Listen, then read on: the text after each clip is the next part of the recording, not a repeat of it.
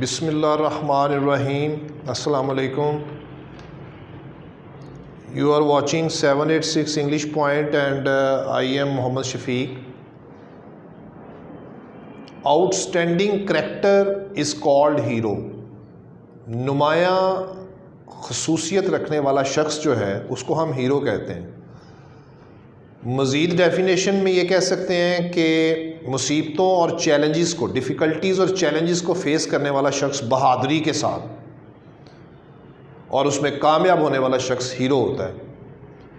A main of out standing character, ایک آدمی جو بڑی نمایاں خوبی رکھتا ہو یا خوبیاں رکھتا ہو اس کو ہم ہیرو کہتے ہیں. آج کی ویڈیو میں ہم انٹر پارٹ 2 کا چیپٹر نمبر 10 جو ہے دا جیول آف دا ورلڈ، دنیا کا ہیرا. دا جیول آف دا ورلڈ یعنی دنیا کا ہیرا، جوہر عالم بھی کہہ سکتے ہیں کہ دنیا کا جوہر، خوبی، خاصیت کیا چیز ہے.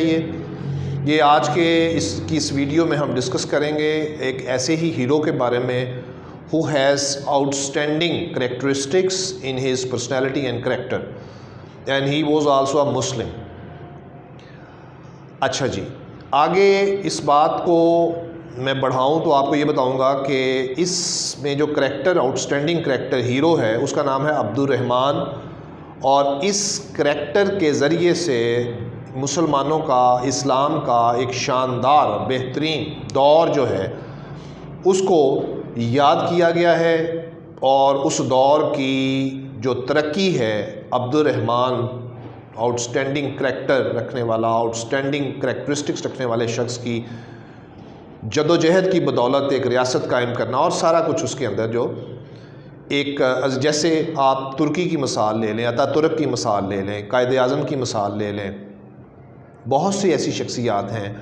دے are called hero, hero of humanity. تو عبد الرحمن کے بارے میں جو ہم آج پڑھیں گے، دا جیول آف دا ورلڈ، دنیا کا ہیرا، انٹر پارٹ 2 کے چیپٹر نمبر 10 میں کویسچنز، جیسے میں آپ کو بتاتا ہوں پہلے بھی کہ کویسچنز، اس کے امپورٹنٹ اور اس کے سینونیمز وغیرہ سب علیحدہ سے میرے چینل کی پلے لسٹ میں موجود ہیں. تو آج ہم ایک آؤٹ اسٹینڈنگ کریکٹر عبد الرحمن کے بارے میں پڑھیں گے جس نے دنیا کے اندر ایک ہیرا بنایا. کس چیز کا؟ ترقی کا. اس کے بارے میں چلے آئیں جی، ہم اس کو شروع کرتے ہیں. اس کا ایک انٹروڈکٹری خلاصہ جو ہے وہ دیکھتے ہیں کہ اس میں ہمارے پاس کیا چیز موجود ہے جو ایک عام آدمی کو، اس کے اندر کون سی ایسی خصلتیں، خوبیاں ہوتی ہیں جس سے وہ تاریخ کا پاسا پلٹ دیتا ہے، وہ تاریخ کو ایک نئی جہت، نئی سمت پر ڈال دیتا ہے. عبد الرحمن کے بارے میں دا جیول آف دا ورلڈ مضمون ہے، اس کو ہم دیکھتے ہیں. معذرت کے ساتھ 750 ہسٹوریکل ہے جی. 750 عیسوی میں عباسیوں نے اموی خاندان کی حکومت کا تختہ الٹ دیا اور ان کے لوگوں کو قتل کر دیا. 2 خاندانوں سے یہ بات شروع ہوئی ہے، بنو امیہ جسے ہم کہتے ہیں، امیہ ڈائنسٹی، اور سیکنڈلی ہے ہمارے پاس عباسی. یہ 2 قبیلے تھے. تو عباسی قبیلے نے اموی حکومت کا تختہ الٹ دیا اور ان کے تمام لوگوں کو قتل کر دیا. خوش نصیبی سے ایک 20 سالہ نوجوان عبد الرحمن زندہ بچنے میں کامیاب ہو گیا. عبد الرحمن ایک قداور، خوبصورت نوجوان تھا اور غیر معمولی ہمت اور ذہانت کا حامل جوان تھا. ذہانت اور غیر معمولی، ایکسٹرا آرڈینری کریج، ہمت اور ذہانت، یہ دونوں چیزیں اس کے کردار میں تھیں جس کی وجہ سے وہ آؤٹ اسٹینڈنگ کریکٹر بنتا ہے اور ہیرو بنتا ہے. عباسیوں سے بچ نکلنے کے بعد وہ جنوب کی طرف سفر کرتا ہوا مصیبتیں جھیلتا فلسطین پہنچ گیا. یہاں سے وہ ایک دوست کے ہمراہ شمالی افریقہ پہنچا. وہاں وہ قتل ہوتے ہوتے بچا. عباسی خاندانوں کے جاسوس اس کے پیچھے لگے ہوئے تھے. بچتا بچتا وہ شمالی افریقہ کے ضلع سیوطا پہنچ گیا، جہاں یہاں کے جو باربیریس اور بیسٹ ٹائپ لوگ تھے، یعنی وحشی جو تھے، درندے تھے، قوم تھی ایک، ان کی ماں کی طرف سے رشتہ تھا اس کا ان کے ساتھ. وہاں پہنچ گیا. انہوں نے عبد الرحمن کو پناہ دی. ماں کی طرف سے رشتہ نکلا ہے نا اس قبیلے میں، تو انہوں نے اس کو پناہ دی۔ عبد الرحمن افریقہ چھوڑ کر ہسپانیہ جا پہنچا، وہاں سے وہ وہاں چلا۔ جنوبی ہسپانیہ میں دمشق کی فوج نے ڈیرے ڈالے ہوئے تھے اور شامی سپاہیوں نے عبد الرحمن کو اپنا لیڈر چن لیا، اور لیکن عبد الرحمن نے اسے قتل کر کے اس کا سر معذرت کے ساتھ تھوڑی ڈسٹربنس ہو گئی اس میں، ہمارے پاس واپس آتے ہیں۔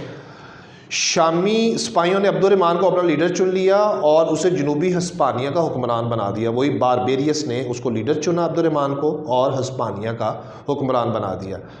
چند سالوں میں عبد الرحمن نے پورے ہسپانیہ پر اپنی حکومت قائم کی۔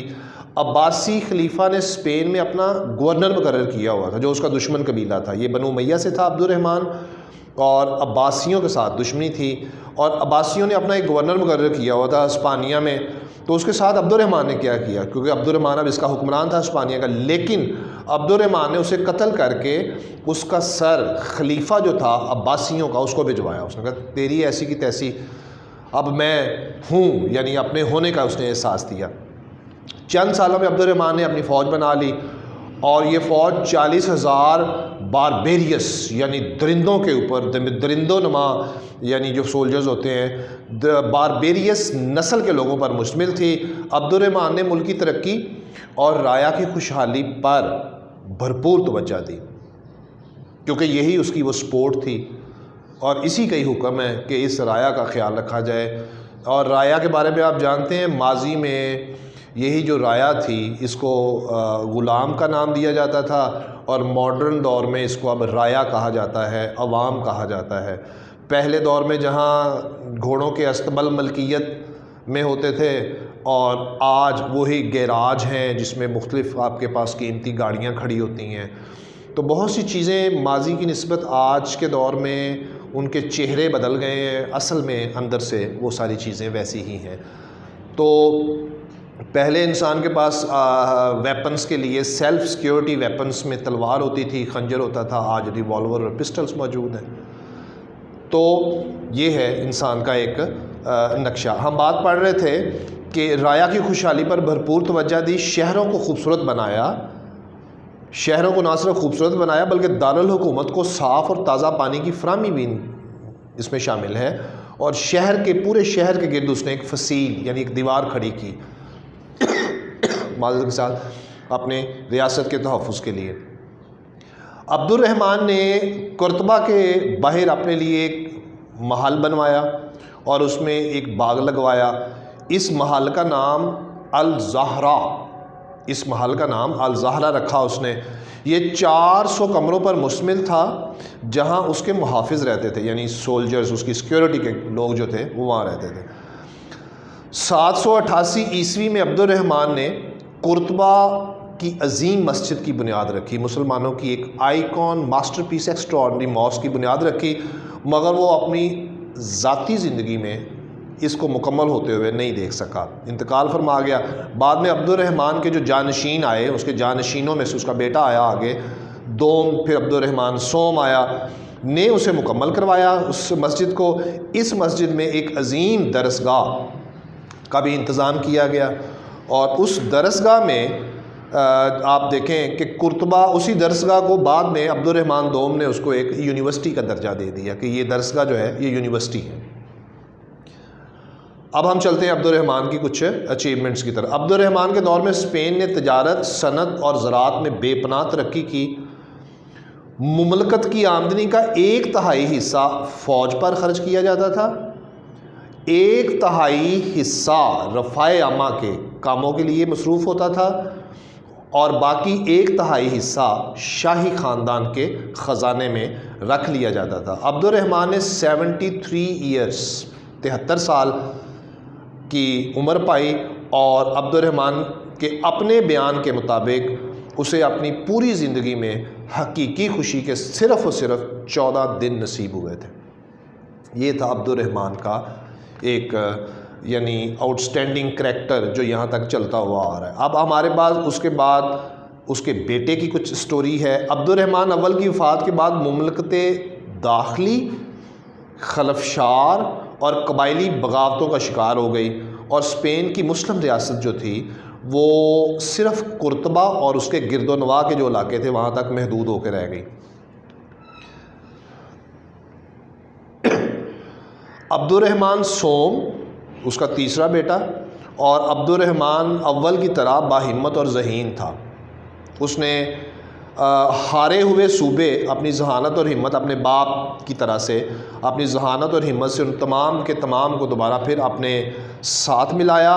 عبد الرحمن کے اس بیٹے نے اپنی حکمت اور بصیرت کے ساتھ حکومت کی، اور اس کا دور حکومت 50 سال تک جو ہے وہ محیط ہے۔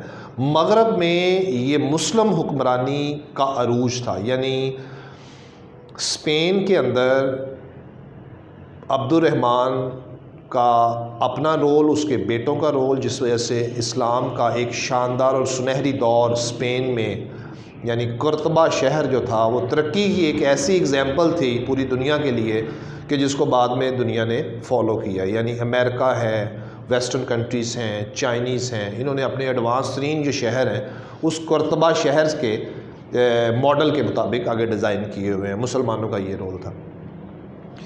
اچھا، اس نے اس کے بیٹے نے آگے کیا کیا کہ اس دور میں قرطبہ یورپ کا سب سے متمدن شہر تھا، civilized city۔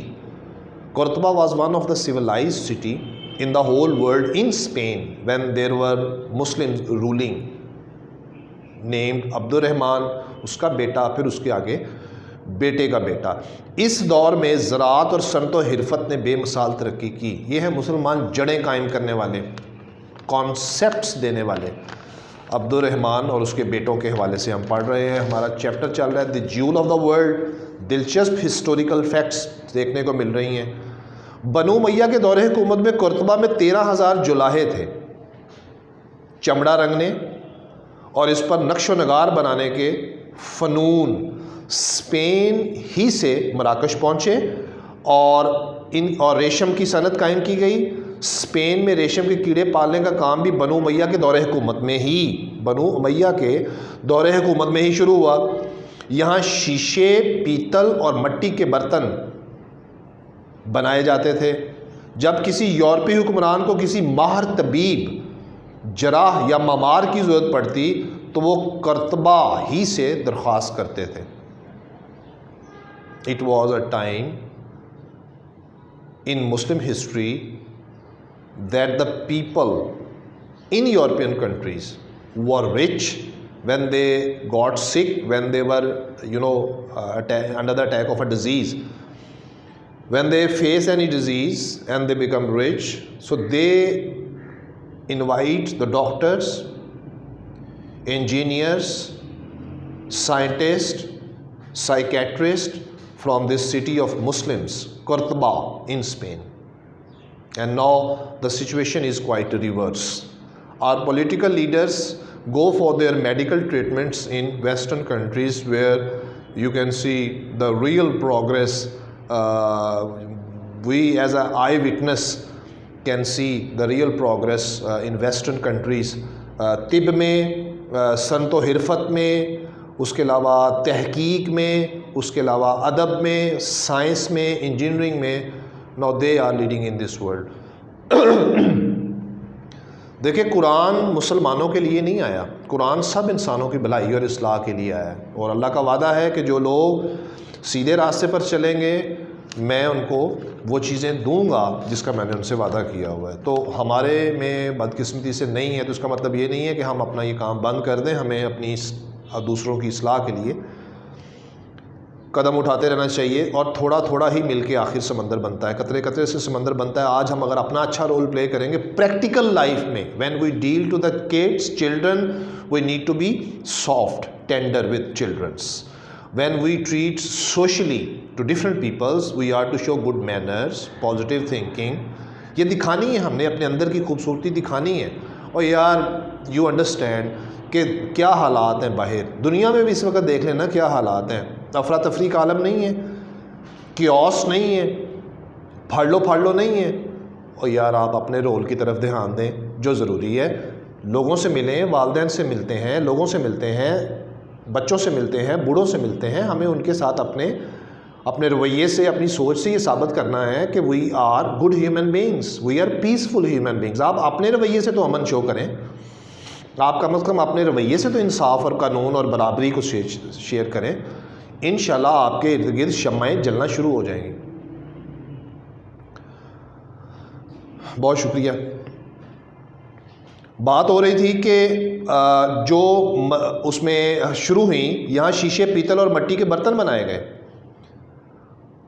جب بات ہو رہی تھی کہ مغرب کے لوگ بلاتے تھے قرطبہ سے مسلمان ڈاکٹرز کو, تو ان کی شہرت جرمنی تک جا پہنچی, اسپین میں مسلمانوں کے راج کی, جہاں ایک راہبہ نے اسے دنیا کا ایک ہیرا قرار دیا. ایک راہبہ یعنی مذہب کی تبلیغ کرنے والی, کرسچینٹی میں جو خاتون ہوتی ہے اس کو راہبہ کہتے ہیں, اس نے اس کو یہ نام دیا کہ یہ دا جیول آف دا ورلڈ ہے. عبد الرحمن سوم کے بعد آنے والے خلیفہ الحاکم نے اسپین میں علم و ادب کو خوب فروغ دیا. وہ خود بھی ایک عالم تھا اور علم کا بڑا قدرداں تھا. اس کی نگرانی میں قرطبہ کی یونیورسٹی شہرت کی بلندیوں پر کو چھو رہی تھی. الحاکم نے مشرقی ممالک کے مشہور علماء کو اس یونیورسٹی میں بلایا. یونیورسٹی کے ساتھ ایک اعلیٰ پائے کی لائبریری بھی بنائی گئی, اور الحاکم کو کتابوں سے عشق تھا.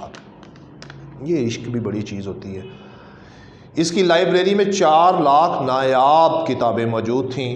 الحاکم نے خود ان میں سے بہت سی کتابوں کو نہ صرف پڑھا بلکہ اس میں بعض جگہوں پر اپنے ذاتی ہاتھ کے ساتھ نوٹس بھی تحریر کیے. اس زمانے میں اندلسی ثقافت عروج پر تھی, اندلس کی, یعنی یہ بھی ایک مسلمان کنٹری تھا. اور ممتاز والنیری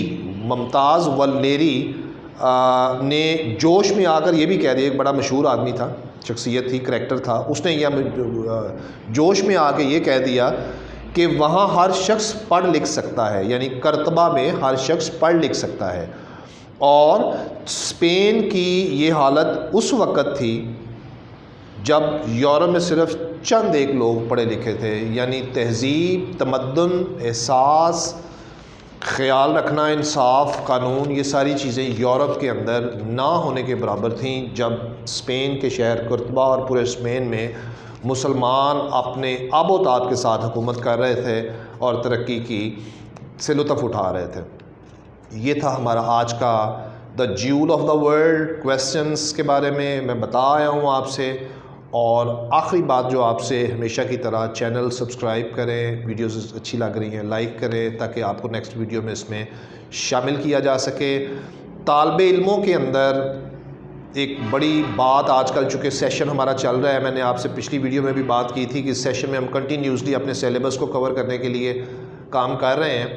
تو طالب علم جو ہیں وہ ان کو سمجھنے کی ضرورت ہے کہ they need to be a student, they need to do hard work. ان کو چاہیے کہ وہ عشق کریں, اس میدان میں آئیں, دلچسپی لیں, اپنے کام کو وقت پہ ختم کریں اور اس کو اپنی محنت کے پھل کو کھانے کی عادت ڈالیں. اپنے کاموں کو چیلنج سمجھ کے قوت اور ارادے کے ساتھ کریں. آپ کا پیشن ہر چیز پہ غالب آ سکتا ہے. انسان ایک بڑی نایاب چیز ہے اگر وہ اپنے اندر سے ان گنوں کو, اس گن کو, اس جوہر کو نکال لے, سمجھ لے. اللہ آپ کا حامی و ناصر ہو. السلام علیکم ورحمۃ اللہ وبرکاتہ.